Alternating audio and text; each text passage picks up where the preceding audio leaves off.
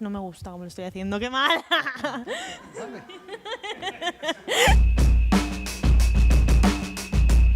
Pero en tono no serio, sí.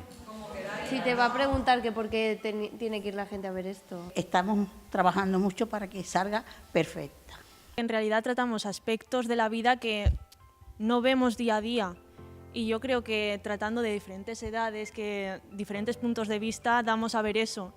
Desde una cierta comicidad, pero también decimos verdades como puños, creo yo.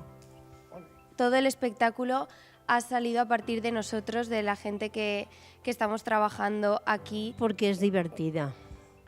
Tiene un punto surrealista que a mí me hace mucha gracia. Imagínense que van por un camino y en ese camino van encontrando diferentes paisajes. Pues cada paisaje que ustedes vieran en ese camino es cada uno de los personajes que vamos a aparecer. Ah, ¿quién me va a preguntar? Vale, Vale, tú me preguntas. Ya. Considero que salen pensamientos que tenemos mucha gente del equipo que a lo mejor nos gustaría mostrar al mundo y en este caso, pues gracias a esta obra los podemos sacar.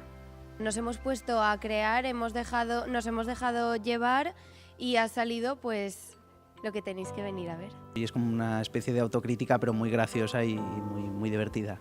Más allá de las locuras que haremos sobre el escenario, habrá cosas que estoy seguro que les harán pensar. Creo que vale la pena que la gente no se la pierda. Es un espectáculo muy verdadero y yo creo que mucha gente se puede sentir identificada y no sé, eso está bien. Y es muy simpática. Se ríe mucho y también llora. Cuando se rompe el teléfono llora. Así que los esperamos. Gracias.